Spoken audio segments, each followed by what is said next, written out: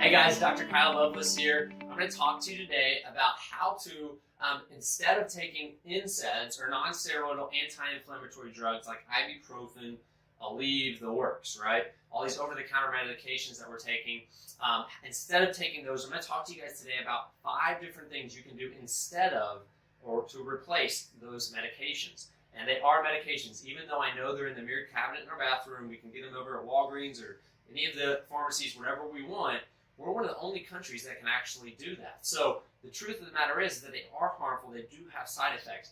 Most recently, the FDA has raised the warnings on non-steroidal anti-inflammatory drugs, saying that they cause heart attacks within the month that we take them.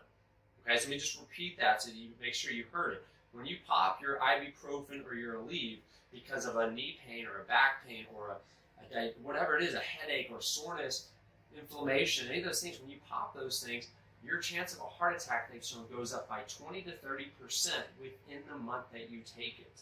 If you're someone that's taking ibuprofen on a daily basis or even multiple times throughout the week, your immune system is going to be massively depressed, which can lead to things like cancers. They've shown that women that are taking non-steroidal anti-inflammatory drugs on a regular basis have a higher increase, much higher increase of breast cancer. Also, they cause digestive issues. So not only are you getting rid of inflammation, you're blocking your digestive system from working the way it's supposed to. It's one of the things it does is a COX-2 inhibitor, which affects your digestive system, leading to ulcers. So it's one of the major causes of digestive issues and gastric bleeding. It's also hard on your kidneys and digestive system because it's a chemical your body has to get rid of. So there's so many reasons why you don't want to take those things, and there's so many good things you can do instead. Number one thing I'm going to tell you, so number one, don't take ibuprofen or Aleve anymore. Go home and throw it away. It's not necessary. You don't need it, and it will harm you. The first thing, though, that I'm going to talk about today that is a natural anti-inflammatory is turmeric. Now, there's no patent on turmeric, so the pharmaceutical company is not going to make a lot of money on it, so they're not going to talk about this, but turmeric is a natural root or a natural food that's on our planet that we can use to actually decrease inflammation. It also works as a COX-2 inhibitor, but a natural way without causing digestive issues. Is a very strong anti-inflammatory. It also strengthens your telomeres, which is part of your DNA. It also is a very strong antioxidant. And there's some nutrients and minerals within that root as well. So it's a very good source of anti-inflammatory supplement you can take, or even at the food source. You can get it in a powder form, put it in something like coconut milk or almond milk, and you can add something like honey in there. And the big thing you want to make sure you're adding in there is black pepper.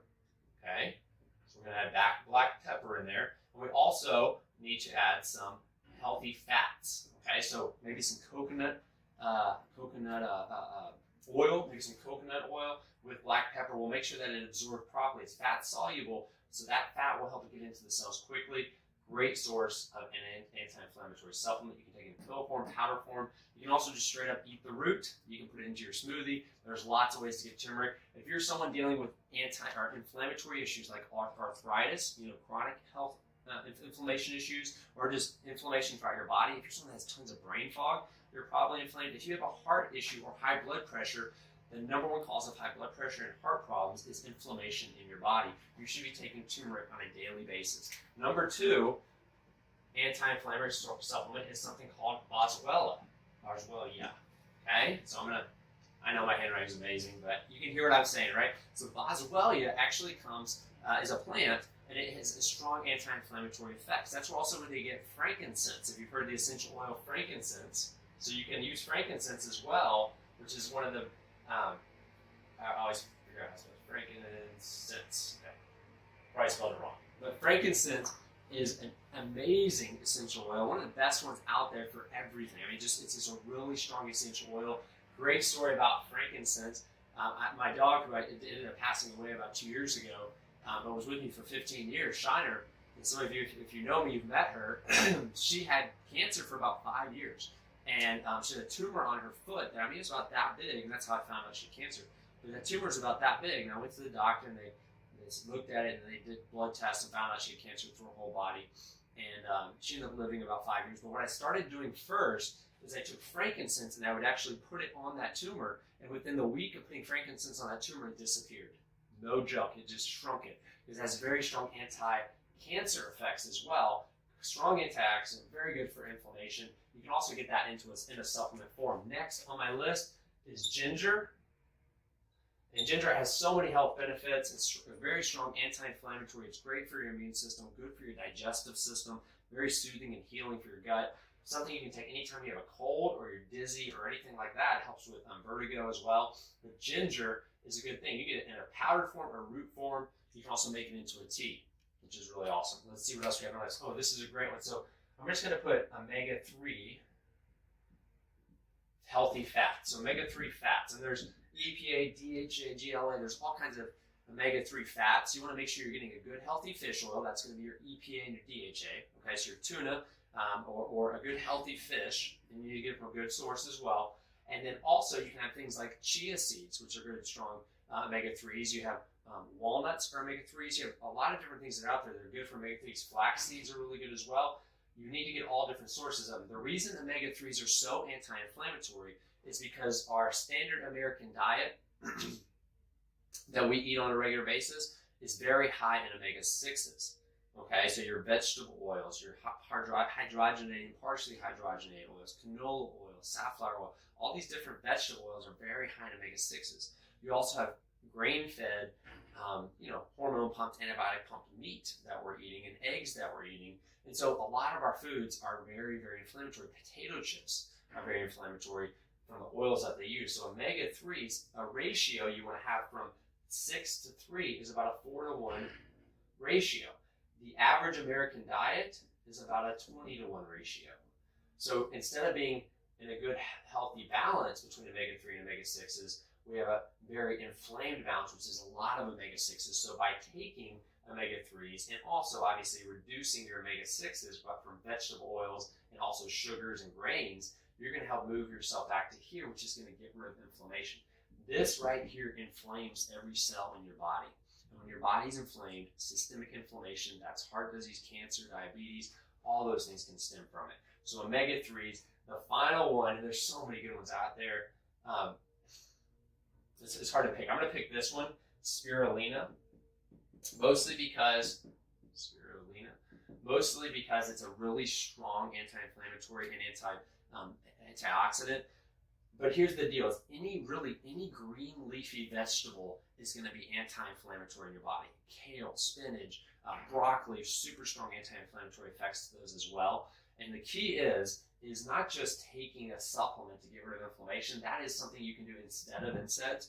But along with that, stop doing the things that are inflaming our bodies in the first place. If people have experienced this, I used to have really bad knee pains coming out of soccer, out of college, and my diet was bad, and I played soccer all through school, and I had some knee injuries and everything, and I'd walk upstairs, my knees hurt all the time, and it wasn't until I actually changed my diet. I took grains out, I got rid of sugar, I got rid of bad oils like vegetable oils and canola oils, and I started eating healthy, like you see here, but vegetables, grass-fed, free-range organic meats. I started eating free-range eggs. I started taking omega-3s, eating healthy vegetables. I started doing all those things, and within months, my knee pain was gone. And I hadn't had knee pain since college. And so I got older, but my knee pain went away. And I've seen that over and over again with patients in our office that have arthritis or have knee pains, is just changing the diet. Just taking turmeric and getting the sugars and grains and all that inflammatory stuff out of our diet. The thing is that if you're having arthritis from inflammation in your body, that means everything else in your body is inflamed too. And the number one cause of heart disease, listen to this, the number one cause, the reason people get heart problems and clogged arteries is from inflammation. It's not from cholesterol. Cholesterol can actually prevent heart disease, so can saturated fat, but that's another time and video. But I'll tell you this, that if you're actually inflamed throughout your body, your chances of heart disease and diabetes are way up there. Your clogged arteries happen because those arterial walls become so inflamed that immune response happens there, which creates plaque over time in the arteries. So getting inflammation down by following these 5 things, along with a healthy diet and eating plan, and making sure you're getting enough water, all those great things, and making sure you're moving on a daily basis, that's it. That's how you really get rid of inflammation in your body. This is not the answer to our inflammation problems. It is actually going to cause more harming and more arthritis down the road because it weakens the body. Build your body up, build strength, work with natural things because that's what your body was made to take, and you guys are going to do awesome. Hey, we have a seminar coming up. If you're interested in coming to it, it's going to be at the Gate Church on, February 16th. It's a 2-hour seminar on nutrition, exercise, detoxing the body, and how to make sure that you're dealing with stress on a regular basis the right way. It's going to be an amazing seminar. If you want to come to that, we will put the link down below as well. And hey guys, you guys have an awesome day, and we will talk to you next time.